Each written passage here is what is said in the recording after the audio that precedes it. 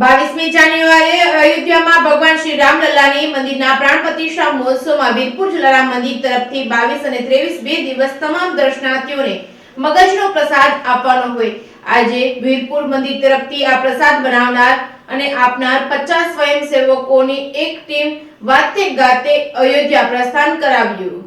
3 વર્ષ પહેલા જ્યારે અયોધ્યામાં ભગવાન શ્રી રામની જન્મભૂમિમાં મર્યાદા પુરુષોત્તમ ભગવાન શ્રી રામના મંદિરના નિર્માણની જાહેરાત કરવામાં આવી હતી, ત્યારે પૂજ્ય જલારામ બાપાની જગ્યાના ગાદીપતિ પૂજ્ય રઘુરામ બાપાએ જાહેરાત કરી હતી કે અયોધ્યામાં ભગવાન શ્રી રામના મંદિરમાં શ્રી રામલલ્લાને સવાર સાંજ થાળ ધરાવવામાં આવશે. તે થાળ આજીવન વીરપુર જલારામ મંદિર તરફથી ધરાવવામાં આવશે.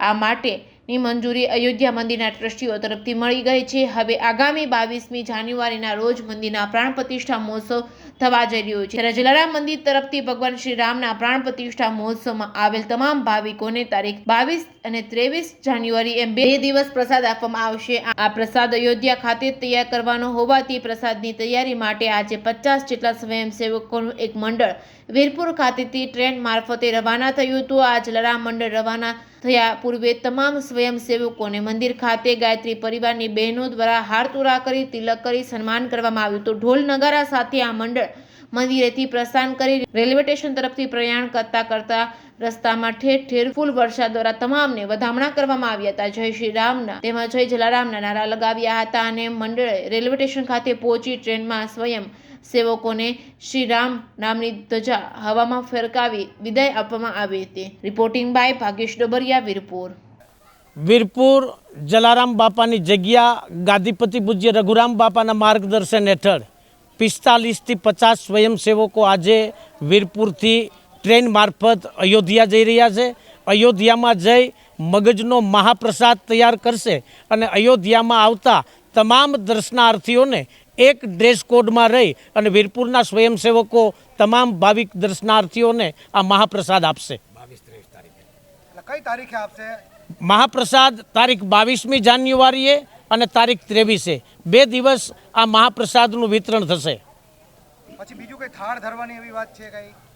પૂજ્ય રઘુરામ બાપાએ અયોધ્યાના ટ્રસ્ટીઓને જે પ્રસ્તાવના મૂકી હતી આજથી 3 વર્ષ પહેલાં, એ પ્રસ્તાવનો સ્વીકાર કર્યો છે. એટલે વીરપુર જલારામ બાપાના પરિવાર વીરપુર જલારામ બાપાની જગ્યા તરફથી પૂજ્ય શ્રી રામલલાને બપોરે અને સાંજે રાજભોગનો જે થાળ છે તે આજીવન ધરાવવામાં આવશે અને વીરપુરવાસીઓ માટે એક ગૌરવ અને ઉત્સાહની વાત છે. વીરપુરથી 38 સ્વયંસેવકો સેવા માટે, બાકીના 14 જણા જે રસોઈ બનાવે અને આ પ્રસાદ રાંધીને તૈયાર કરે, એવા કુલ 50 માણસો અમે અહીંથી જવાના છીએ.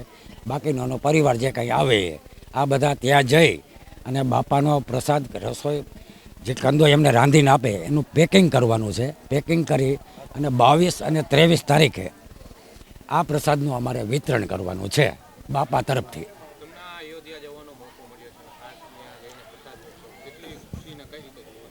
અમને બાપા અવારનવાર આ સેવાનો લાભ આપે છે. ઘણા બધા માણસોને લાભ લેવા હોય છતાં બાપાની એક ભાવના છે કે વીરપુર વાસીઓને જ આ લાભ આપો અને અમને અવારનવાર આવો લાભ આપે છે, જેનો અમને ખૂબ જ આનંદ છે. ગાદીપતિ રઘુરામ બાપા પણ આવવાના છે? ગાદીપતિ આવવાના છે, એ પણ થોડા લેટ આવવાના છે. 5 તારીખ પછી આવશે અને એનો પરિવાર પણ આવવાનો છે. એ બધા 16 તારીખ પછી આવશે.